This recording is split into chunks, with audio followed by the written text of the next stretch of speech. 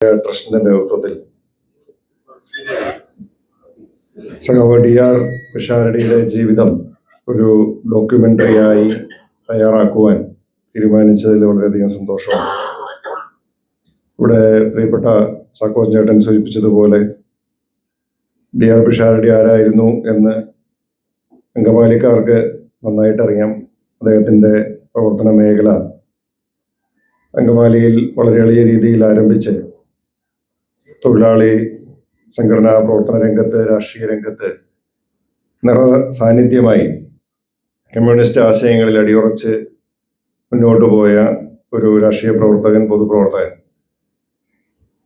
ഇവിടെ ഒരു ജനപ്രതിനിധിയായി അങ്കമാലി നഗരസഭയെ സംബന്ധിച്ചിടത്തോളം സുദീർഘമായ സേവനമനുഷ്ഠിക്കുകയും ഒക്കെ ചെയ്ത് നമ്മെ വിട്ടുപിരിഞ്ഞു പോയ അദ്ദേഹത്തിൻ്റെ ഓർമ്മകൾ നിലനിൽക്കുന്നതിന് വേണ്ടിയും അദ്ദേഹം ആരായിരുന്നുവെന്ന് അടുത്ത തലമുറയ്ക്ക് അല്ലെങ്കിൽ വരും തലമുറകൾക്ക് കൃത്യമായി മനസ്സിലാക്കാവുന്ന തരത്തിൽ അദ്ദേഹത്തിൻ്റെ ആ ജീവിതയാത്ര കൃത്യമായി ഒന്ന് ഡോക്യുമെന്റ് ചെയ്യാൻ സാധിക്കുന്നു എന്നുള്ളത് തികച്ചും നല്ലൊരു കാര്യം തന്നെയാണ്.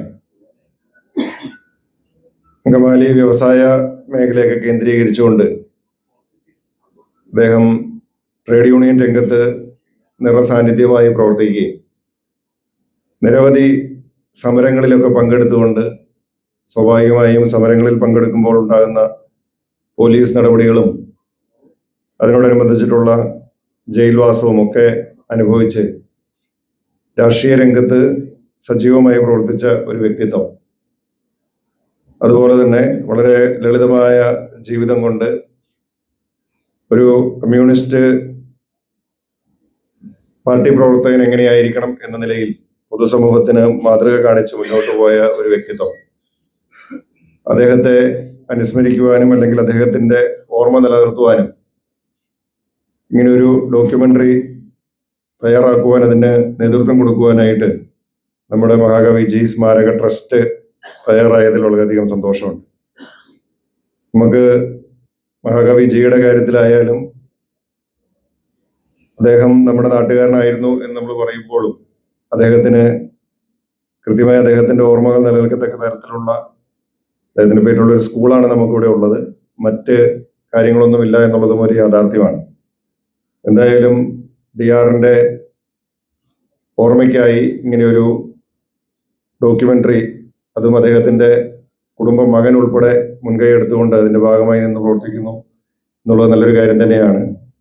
തീർച്ചയായിട്ടും രാഷ്ട്രീയ പ്രവർത്തകരും അവരുടെ ജീവിതവും അവർ നാടിന് ചെയ്ത സംഭാവനകളും ഒക്കെ നാടിനെ അനുസ്മരിക്കുവാനായിട്ടുള്ള ഒരു മാർഗമായി ഈ ഡോക്യുമെന്ററി മാറും എന്ന കാര്യത്തിൽ സംശയമില്ല.